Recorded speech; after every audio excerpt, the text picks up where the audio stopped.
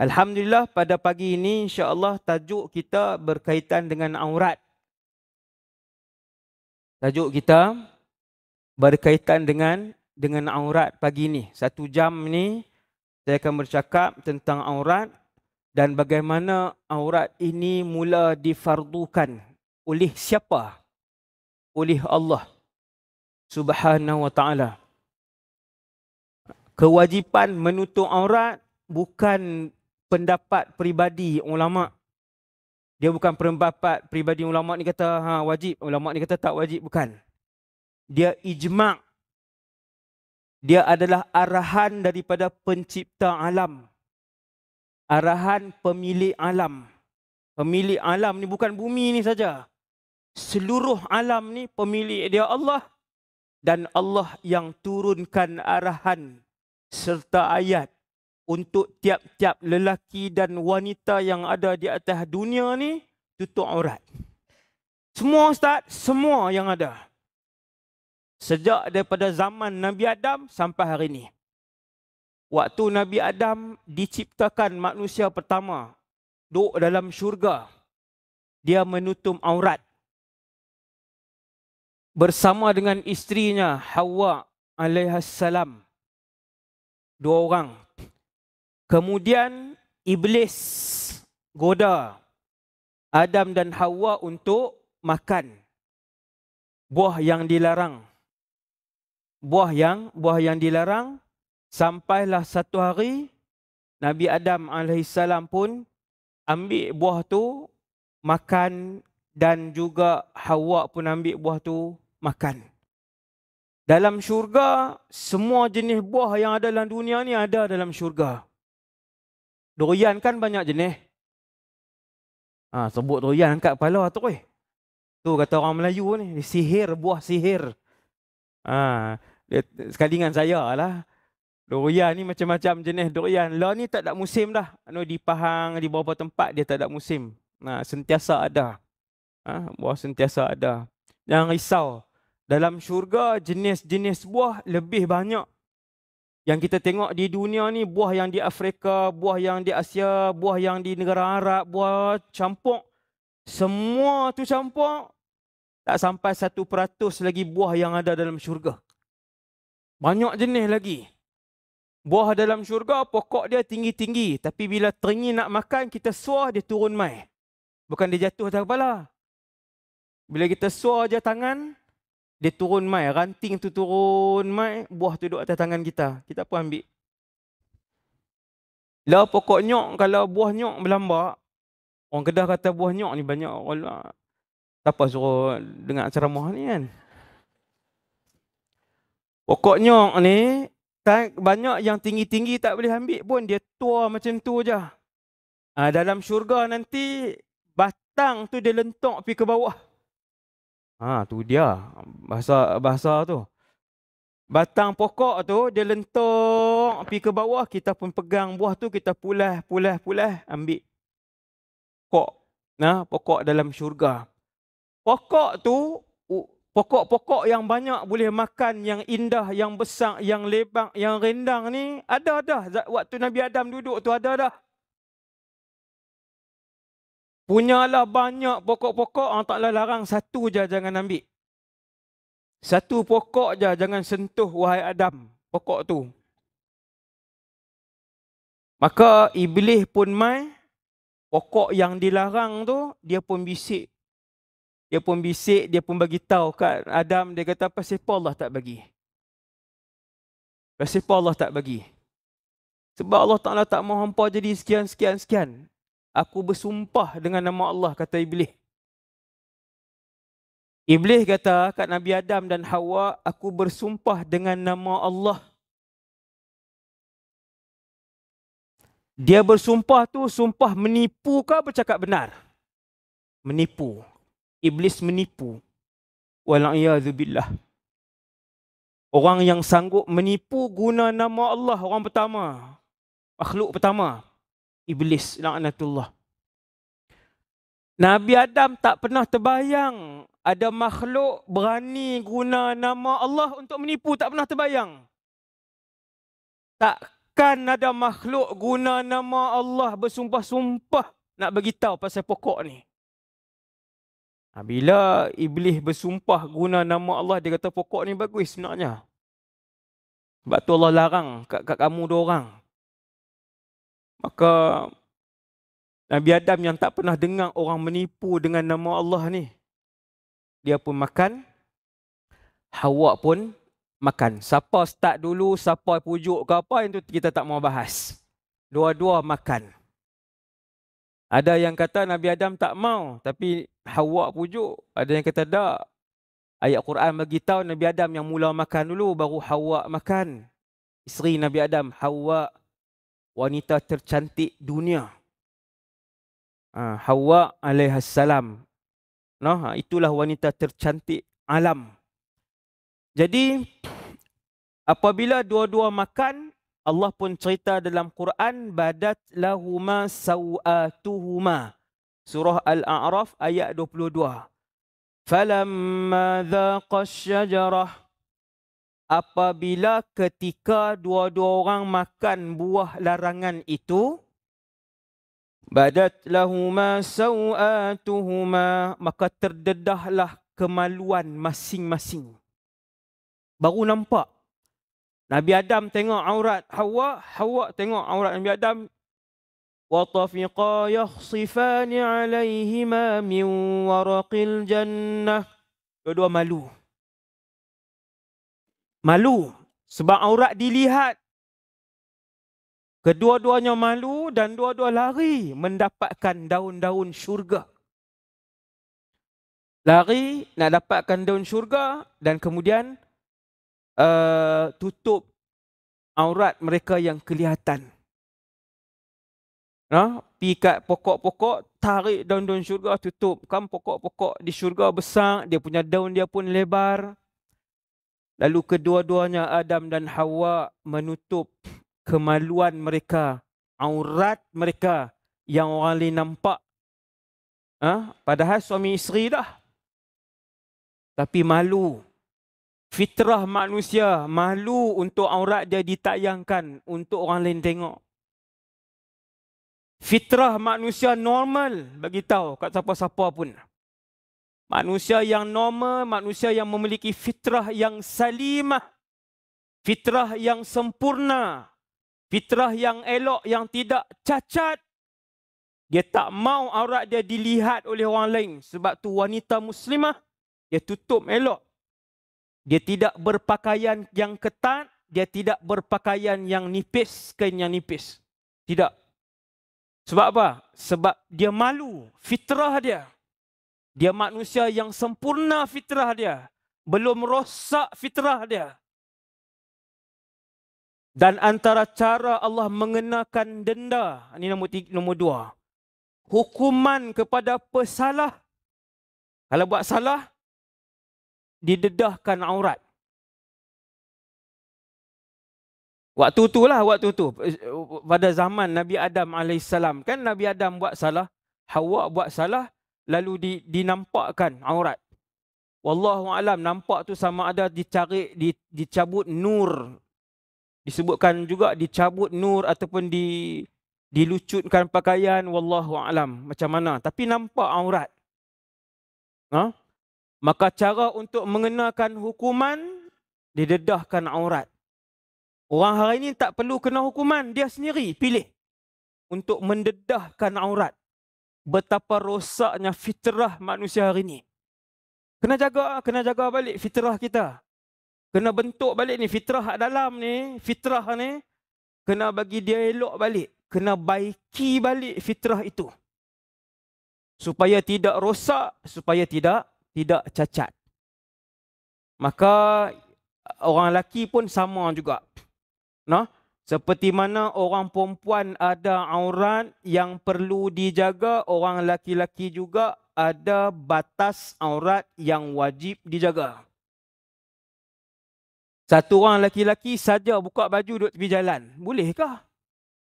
Tak boleh. Haram juga. Walaupun aurat orang lelaki pusat sampai ke lutut. Tapi kenapa dalam Quran ada ayat Allah larang orang perempuan untuk mengangkat pandangan? Kenapa dalam Quran, dalam surah An-Nur, ada ayat Allah suruh orang perempuan tundukkan pandangan? Wa qul lil mu'minat, wahai Muhammad, bagi tahu kat orang perempuan, yaghdudna min absarihin. Suruh depa pun tundukkan pandangan. Ayat untuk orang lelaki tunduk pandangan pun ada, ayat untuk orang perempuan tundukkan pandangan pun ada. Apa maksudnya? Kata para ulama tafsir, orang lelaki-lelaki pun boleh naik syahwat kalau tengok perempuan, orang perempuan pun boleh naik syahwat kalau tengok lelaki-lelaki. Maka dengan sebab tu tak boleh saja-saja orang lelaki-lelaki duduk tepi jalan, dia buka baju. Tak yang merata tersembuai, pi tunjuk ke orang sana sini. Itu hukum yang perlu dijaga. Maka Sayyidatuna Aisyah kata apa pasal aurat? Kata Sayyidatuna Aisyah, aku tidak pernah melihat aurat Rasulullah sallallahu alaihi wasallam dan Rasulullah tidak pernah melihat auratku.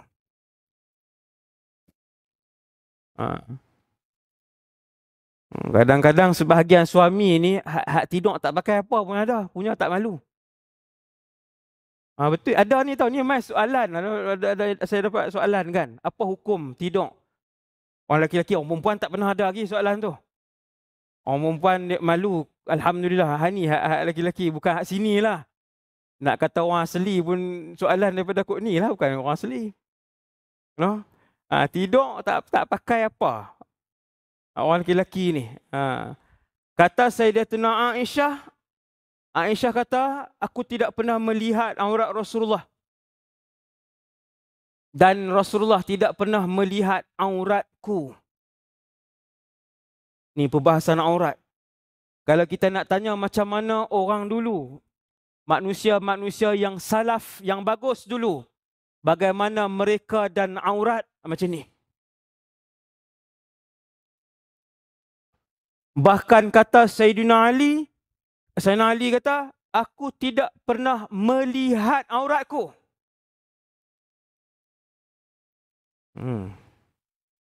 Kita macam mana tuan? Beza langit bumi hari-hari. Kan? Tidak pernah melihat aurat, tak ada keperluan. No? Sebab tu kalau kita sengaja melihat kepada aurat sendiri tanpa keperluan, hukum dia makruh. Aurat sendiri lah, kalau aurat orang haram lah. Kalau sengaja melihat aurat orang haram. Kalau doktor dia nak buat pembedahan, diharuskan dengan kadar itu sahaja. Dia tak boleh lah sampai rakam bawa balik tengok pula, tak boleh. Haram. Doktor, dibenarkan dengan kadar sahaja. Melihat aurat orang hukumnya haram. Melihat aurat sendiri tanpa keperluan makruh. Allah tak suka. Allah tak suka. Bukan sifat manusia yang tinggi nilainya. Bukan. Para sahabat radhiyallahu anhum tidak melihat aurat mereka. Masing-masing. Bukan aurat jiran, aurat masing-masing. Tak tengok. Subhanallah. Ini cerita salaf, bagaimana orang salaf ni manusia-manusia yang hebat dulu. Yang hidup pada zaman Rasulullah sallallahu alaihi wasallam menjaga aurat mereka. Satu hari Nabi sallallahu alaihi wasallam Nabi masuk dalam masjid, Nabi lalu tepi seorang sahabat nama Jarhad. Bukan jahat. Jarhad, Jarhad, Jarhad. Kalau di tempat kita, budaya kita, nama tu dia kurang. Jadi dia orang panggil apa? Orang panggil jahat lah.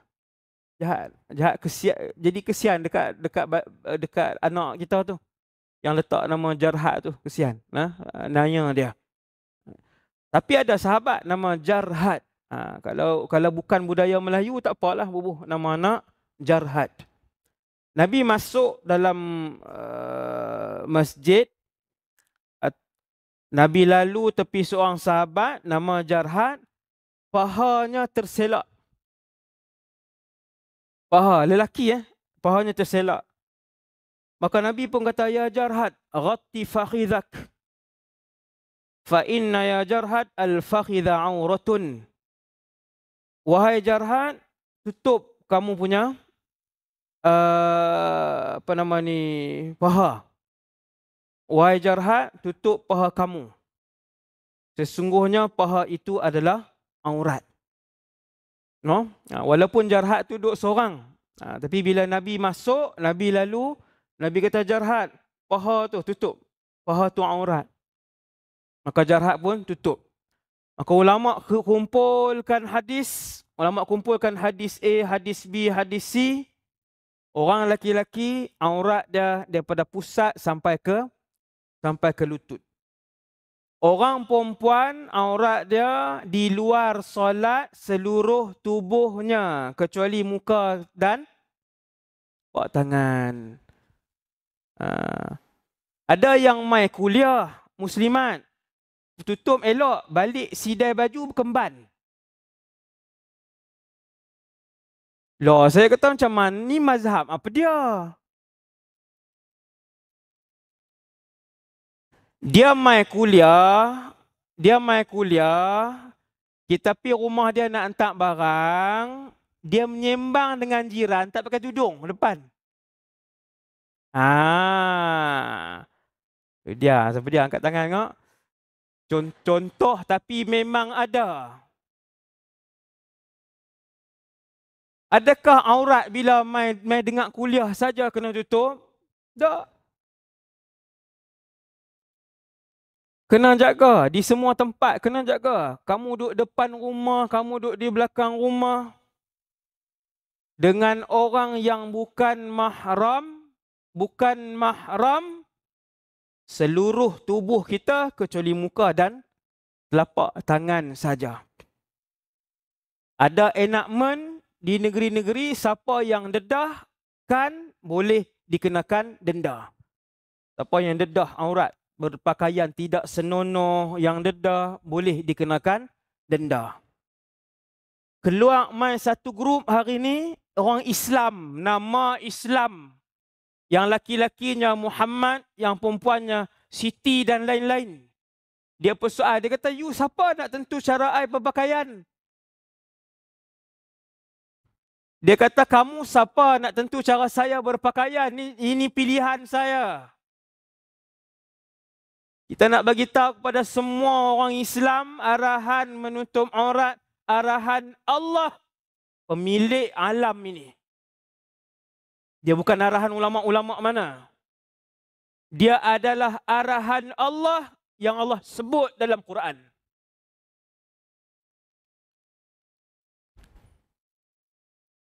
Video tu video lama kau Ustaz dah, baru seminggu dua ni punya video. Baru seminggu dua ni punya video. Dia petikai. Dia petikai bila orang suruh dia tutup aurat. Dia petikai, ni arahan siapa? Kenapa nak sekat hak kebebasan dia berpakaian? Inna lillah wa inna ilaihi raji'un. Muslimat kena bercakap.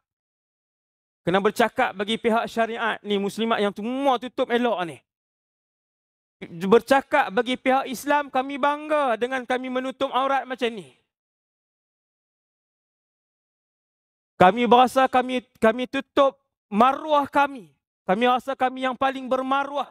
Kami yang paling sempurna. Kami selesa dengan arahan Allah. Kena sebut begitu.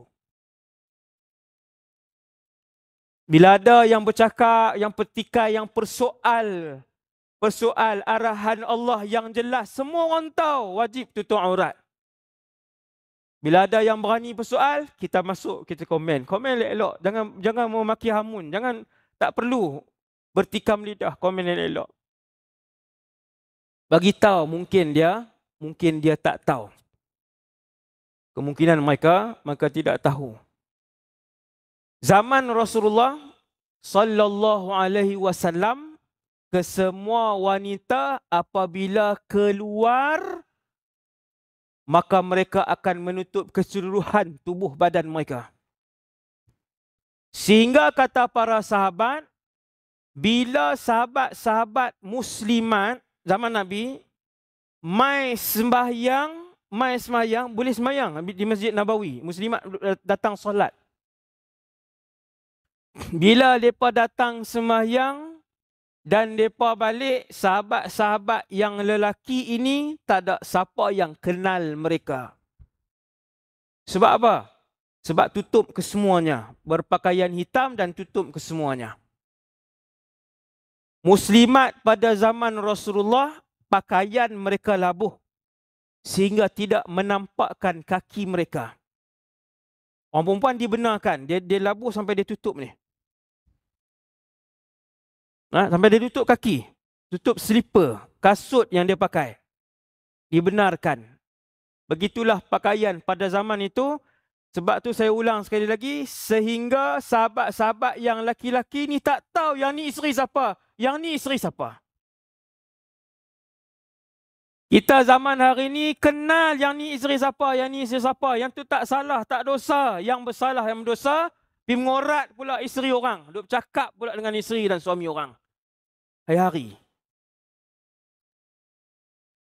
Dia jadi terlebih ramah pula.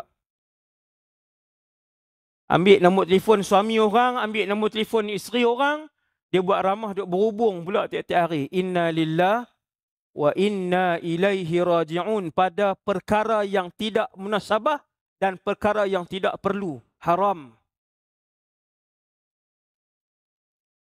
Saja-saja tanya, ni kami nak keluar ni, tak mau kirim apa-apa kah? Dia mula kirim dulu. Lepas 2-3 hari tanya pula, nampak macam tak sihat. Lepas 4-5 hari bagi hadiah birthday pula. Lepas 2-3 bulan tumpang bawa balik pula. Nak tumpang bawa balik rumah. Inna lillah wa inna ilaihi raji'un. Itu keadaan yang berlaku.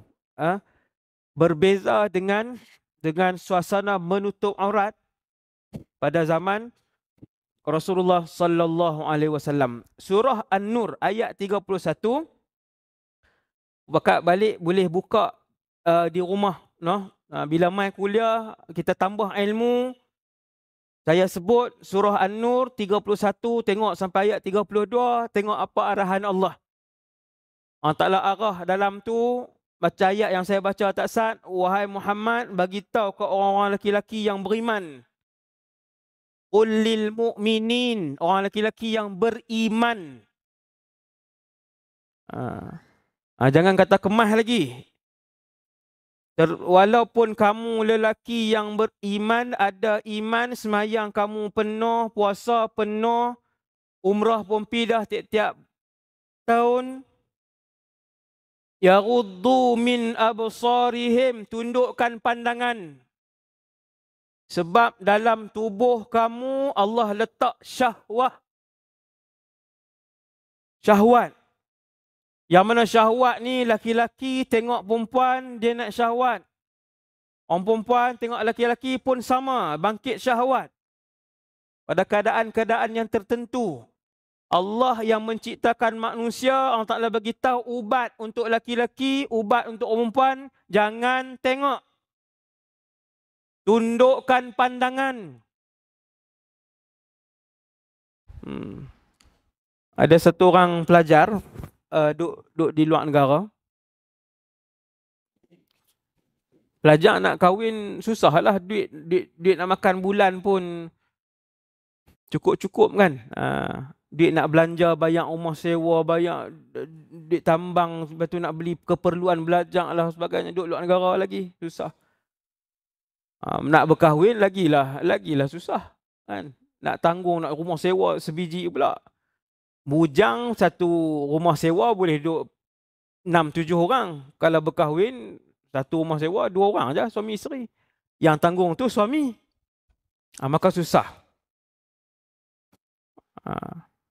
Bila dah susah macam tu, saya bagi nasihat, kena kawal lah, kena berpuasa.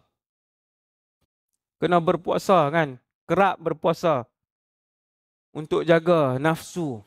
Sebab umur 19, 20, 21 ni. Duk tengah belajar kan umur macam tu. Waktu tu lah yang paling kemuncak. Lepas tahun, telefon, Ustaz, saya duk puasa dah Ustaz. Tak tahan Ustaz. Duk negara Arab pula. Kan? Arab ni, dia muka dia lagi zakat tu belah Syria tu. Kan? Lagilah subhanallah. Jadi telefon bagi tahu Ustaz macam mana, apa boleh tak Ustaz? Tambah sikit bantuan bulanan nak berkahwin. Sebab dah try puasa dah. Kan? Tapi tak jadi apa. Duk puasa. Macam mana ni? Allah Ta'ala yang bagi ubat tu. Puasa boleh mengurangkan kemahuan tu. Nafsu. Maka bila sembang-sembang, rupanya puasa sungguh. Yang tang tengok tu, tengok juga sungguh-sungguh. Bila Allah bagi ubat melalui mulut Nabi, kena berpuasa boleh mengekang nafsu syahwat. Tiba-tiba dia kata puasa tak jadi apa. Saya jadi pelik, saya kata betul-betul duk tengok tak? Tengok Ustaz, dah nak berjalan. Dah berjalan bukan tengok, hak tu memang perhati merenung. Maka bila duk perhati tiap-tiap hari, keluar perhati, dia benda tu tak boleh kawal juga. Maka Allah bagi ubat, yaghdudna min absarihinna. Bagi tahu kat orang-orang wanita beriman, wahai Muhammad, wanita-wanita beriman juga tundukkan pandangan mereka. Sama ya, sama. Tambah-tambah zaman ini, zaman 2024, kalau dulu laki-laki mengorak perempuan. Lah ni zaman 2024, dia sama. Laki pun mengorak perempuan, perempuan mengorak laki-laki. Kena lari pula orang lelaki. Dulu orang perempuan je takut kena rogol, lah ni orang lelaki pula. Dia sama-sama naik. Inna lillahi wa inna ilaihi raji'un.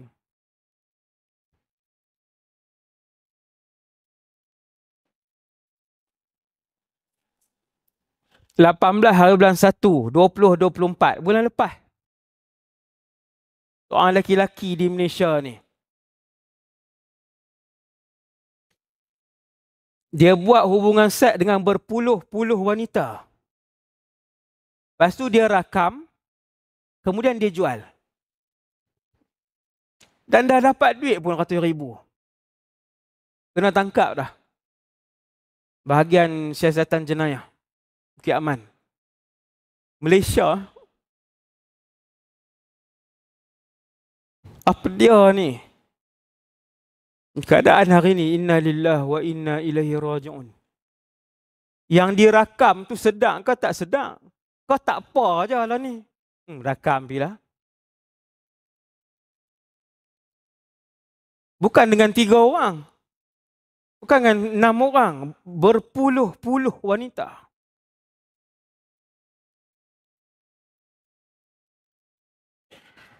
Dan rakam pula aksi tu. Yang buat tu rakam, edit, simpan, jual. Hasbunallah wa ni'mal wakil. Sebab tu phone dengan anak-anak tu wajib kena check. Phone, semua ni, alhamdulillah ni di depan saya semua mak ayah. Anak kalau 4 orang, 4-4 ada phone. Anak 3 orang, 3-3 ada phone. Anak 6 orang, 6-6 ada phone. Padahal masih sekolah rendah, masih sekolah menengah. Wajib kena check, kena tengok. Benda apa yang mereka tengok, benda apa yang mereka perhatikan, dengan siapa mereka bercakap. Sebelum jadi sesuatu yang tak sempat kita baiki. Yang tu susah. Kalau tak sempat.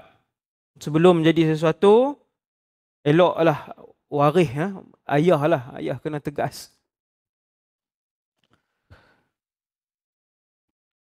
Satu hadis Nabi sebut, sinfani min ahlin nar lam arahuma. Nabi kata, waktu Nabi masuk tengok neraka. Ni cerita Nabi masuk pusing neraka. Kan banyak Nabi tengok macam-macam. Nabi kata ada 2 kumpulan duduk dalam neraka yang kena siksa aku tak pernah nampak di dunia ni. Nabi tak pernah tengok dosa hak mereka buat di dunia tu. Lam arahuma. Aku tak pernah tengok dosa hak mereka buat. Yang pertama, kumpulan yang menyiksa orang dengan cemeti. Siksa orang dengan cemeti. Kemudian kumpulan yang kedua, ini. Hak pasal aurat tadi ni. Nisaun, kumpulan wanita. Kasiyatun, ariyat. Pakai baju bertelanjang. Wanita-wanita pakai baju bertelanjang. Orang lain ke orang yang sama ni? Ya Rasulullah, orang yang sama. Pakai baju ke telanjang? Pakai baju tapi dihukum sebagai telanjang. Rasulullah belum pernah tengok 1400 tahun dia, Nabi belum pernah melihat kumpulan wanita itu. 1400 tahun yang dulu Nabi tak pernah tengok. Ma'ilatun mumilat, cenderung suka untuk buat maksiat dan tarik orang lain untuk buat dosa hak dia buat. Kumpulan ni. Dia dah pakai ketat dah. Badan dia elok, dia pun pakai ketat, nampak sana sini, pakai pakaian mewah yang ketat, nampak bentuk tubuh haram, berdosa, dia tayang pula kat orang ramai. Disebabkan dia duk buat live, disebabkan dia duk tayang, disebabkan dia up video dia pakai ketat tu dalam Facebook, dalam YouTube, orang pakai tengok, pakai nak tiru dosa dan maksiat yang dia buat. Banyak tak hari ni? Banyak. Nabi sebut tak sifat tu, sifat yang membuatkan orang lain nak tiru dosa hak dia buat? Nabi sebut, Nabi kata, ma'ilat, mumilat.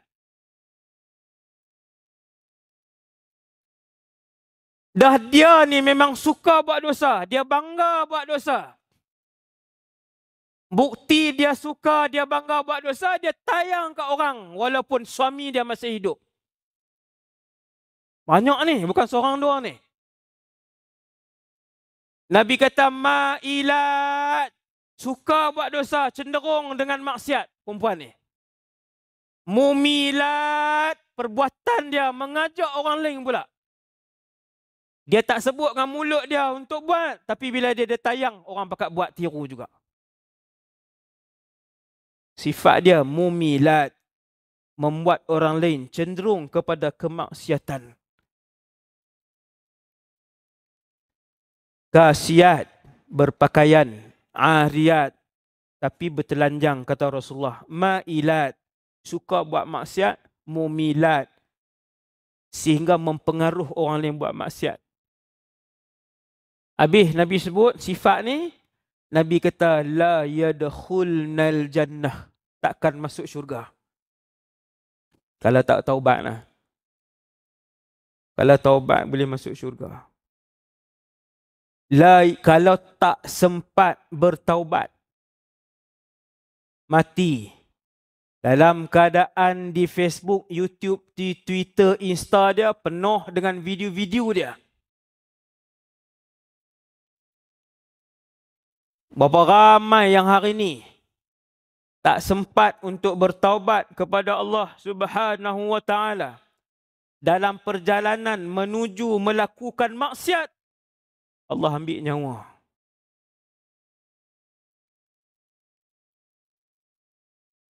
Allah ambil nyawa. Setiap minggu kita tengok berita, tiap-tiap minggu. Macam-macam berita, mati di sana, mati di sini, mati di sana. La yadkhulnal jannah. Kalau tak sempat bertaubat, tak masuk syurga.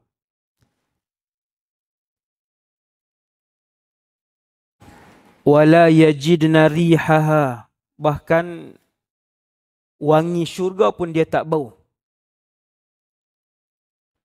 Wa inna rihaha la yujadu min masirati kadha wa kadha.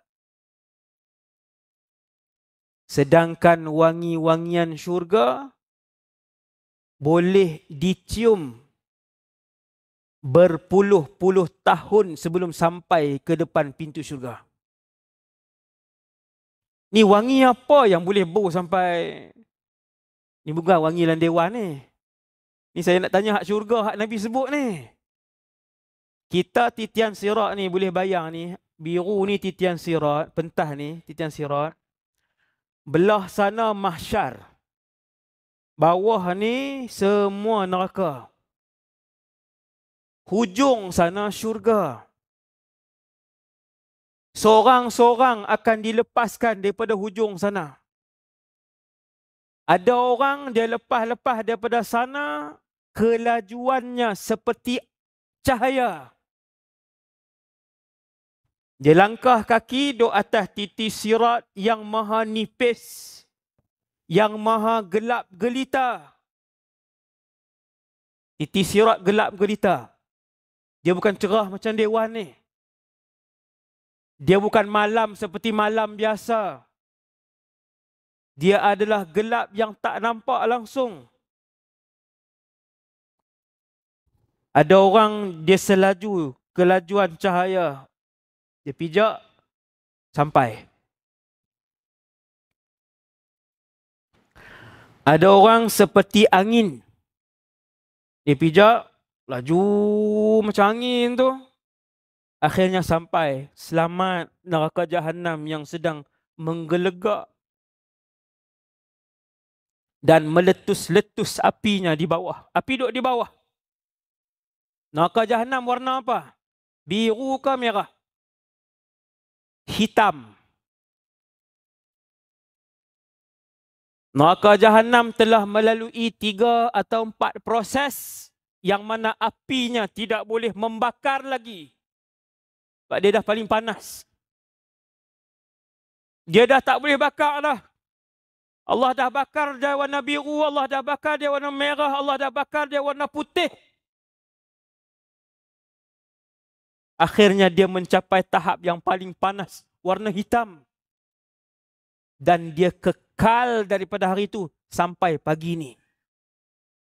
Sehingga pagi ini, warna, suasana, api neraka Jahannam adalah hitam yang gelap gelita. Sampai pagi ni. Adakah tak ada lagi neraka? Sudah disediakan oleh Allah. Begitu juga syurga dan banglo-banglo istana kita. Sudah pun ada di dalam syurga sana. Semua dah ada dah banglo kita. Semua ada. Tinggal lagi nak pergi ambil kunci saja. Yang lalu atas titian sirat dan jatuh.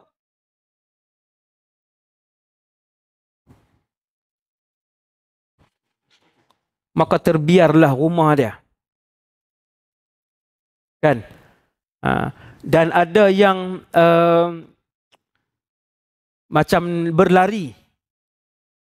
Ada yang berjalan atas titian sirat daripada mahsyar hujung sana. Dia langkah naik atas titian sirat, dia berjalan ya, pelan-pelan. Jalan. Ada yang merangkak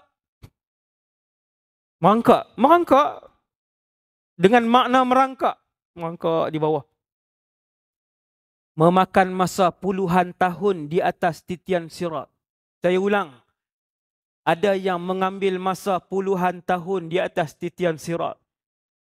Bukan melawak. Tak melawak. Dan ada yang menyulur di bawah. Apa dia? Lepas mangkak bawah kali tu apa dia? Menyulur, mengesok tu. Nak sebut apa dia lagi? Apa dia? Tadi dah tak tahu nak sebut dah. Lepas merangkak bawah tu. Menerap tak berjalan terus. Menerap pula menerap kot tu. Hak tu duduk saja. Dia berjalan ni, tapi dia mengesot. Sampai sana. Ada yang mengesot dan sampai dia ke syurga lambat.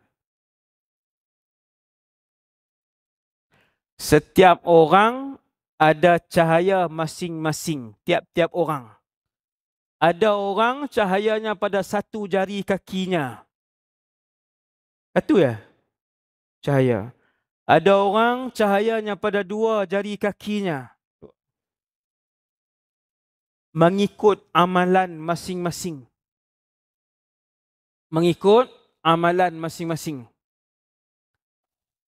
Ada dua orang kawan, seorang mati syahid, seorang lagi mati setahun selepas itu. Seorang mati syahid, mati tahun tu, seorang lagi mati selepas tahun itu. Dua-dua kawan baik. Apabila ditimbang, yang mati setahun selepas itu masuk syurga dulu, lepas tu baru syahid. Sahabat tanya, ya Rasulullah, kenapa hak mati biasa tu masuk dulu? Bukan yang syahid.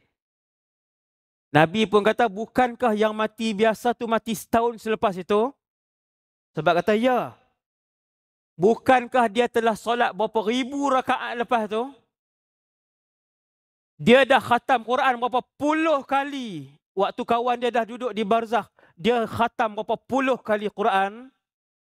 Dia dah solat ribuan rakaat. Maka dengan itu, dia melintasi dan memintas kawannya yang syahid tadi. Nampak umur ya Allah bagi ni.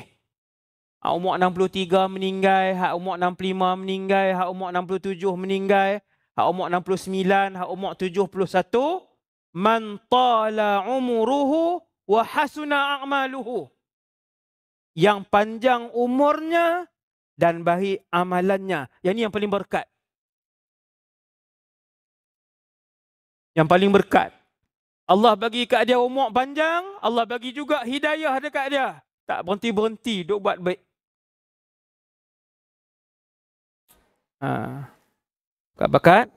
Bakat-bakat usaha. Puluhan tahun sebelum sampai syurga tadi, syurga sana no. Bau dah. Wangi syurga dah bau. Masya Allah. Hak ni yang Nabi kata ni. Adapun wanita yang berpakaian tetapi dikira telanjang. Nabi tak sebut pakaian tak sempurna. Nabi tak kata dia tak tutup aurat tak sempurna. Nabi kata telanjang. Ariyat. Wanita-wanita ini naik atas titi sirat, tergelincir dia. Bau syurga pun tak sempat. Maksudnya awal sangat jatuh. Begitu. Maksudnya awal sangat jatuh dan tergelincir ke dalam neraka bawah. Hati-hati benda yang kita up masuk. Video kita, gambar kita. Masuk dalam media sosial. Kan? Hari ini zaman orang boleh edit. Bukan gambar je orang boleh edit, suara. Suara saya, orang ambil 10 saat, bubuh dekat siapa-siapa, boleh jadi sesuatu ceramah. Ataupun boleh bercakap 2 minit, 3 minit guna suara saya. Dan boleh reka untuk cakap apa? Dia panggil Artificial Intelligence punya AI. AI punya teknologi. Suara saya ni, orang boleh ambil daripada internet. Orang boleh ambil internet, ambil beberapa saat saja. Sampel. Ambil sampel suara saya original, letak dekat orang lain, type balik perkataan lain yang saya tak pernah cakap, type balik. Maka AI itu akan bercakap mewakili suara saya. 100% suara saya. Dia akan bercakap. Kita reka lah ayat tu nak cakap apa. Inna lillah wa inna ilaihi raji'un. Maka di akhir zaman ini, zaman yang sangat mencabar ini, seeloknya kegiatan kita dikurangkan. Kita kata, Ustaz, kami masuk dalam close friend je, private group. Gamak-gamak. Gamak yang tak pakai tudung ni kami masuk dalam grup kami je, sama-sama kami. Kan, 15 orang, 20 orang. Islam semua. Kalau kawan tu tak share, kalau dia share dengan orang, tu. Kalau dia share dengan orang, sampai bila dia nak baik dengan kita? Kalau kesemuanya amanah, kan? Dalam grup tu semua perempuan saja, yang tu tak apalah, kan? Kita takut satu hari nanti dia pula tunjuk dekat orang lain, dia pula duduk pergi share dekat orang lain, kan? Habis kita dah kongsi dalam tu.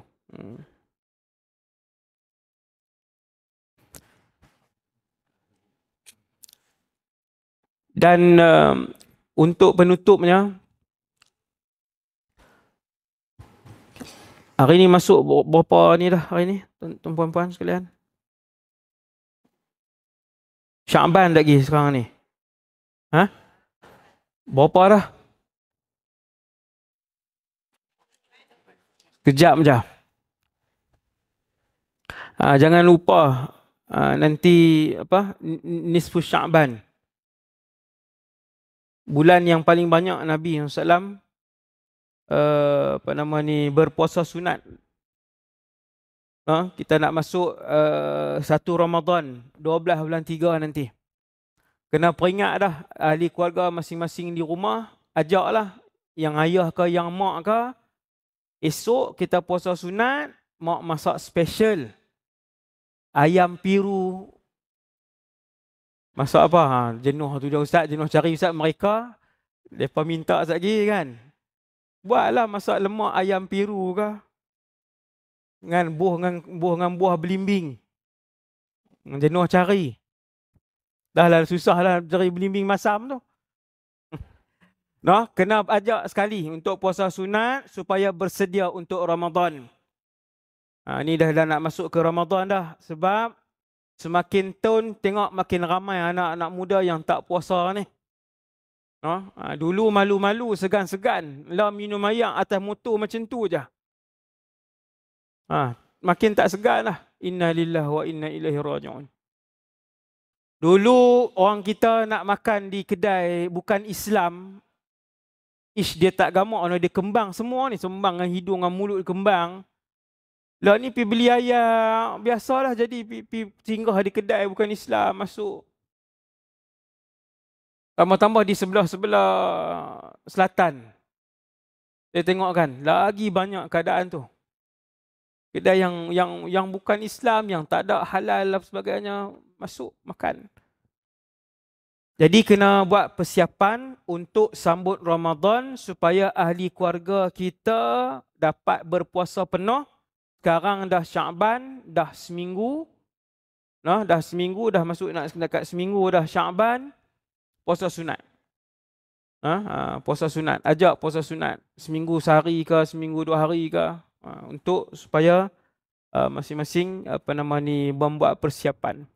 Antara hari yang mustajab doa adalah malam nisfu Sya'ban. Yang tu tak ada khilaf. No, hari yang sangat mustajab doa malam itu.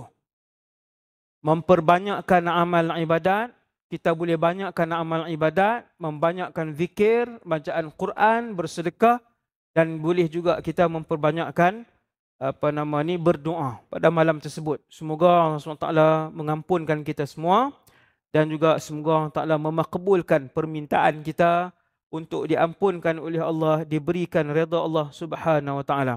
Terima kasih sekali lagi kepada semua pertubuhan khidmat ummah yang hadir, yang ada di luar sana, dan juga semua orang Sungai Petani, orang luar Sungai Petani yang mai berpuluh-puluh biji bas. Sekarang ni sebenarnya berlangsung juga ceramah Ustaz Azhar Idrus. Kan, waktu yang sama, hari yang sama. Dekat je, dekat sana. Kau nak sambung sana pula boleh lah. Kan? Ustaz Azhar dia lama sikit. Saya ingat hari ni tak ada orang dah kan. Dah Ustaz Azhar mai tepi tu kan. Ramai juga, kemah penuh juga. Tahniahlah kepada semua yang hadir majlis ilmu. Saya doakan Allah Taala sayang kita semua, Allah redha kita semua. Allah pelihara perjalanan kita pergi dan balik. Allah pelihara ahli keluarga kita dalam keadaan diredai oleh Allah Subhanahu Wa Taala. Wassallallahu ala sayyidina Muhammad wa ala alihi wasallam. Assalamualaikum warahmatullahi